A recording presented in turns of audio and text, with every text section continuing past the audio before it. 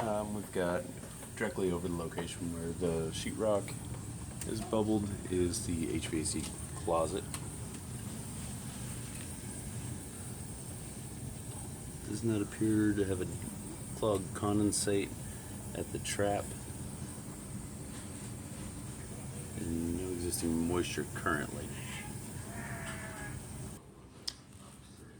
The HVAC closet is located directly above the stair.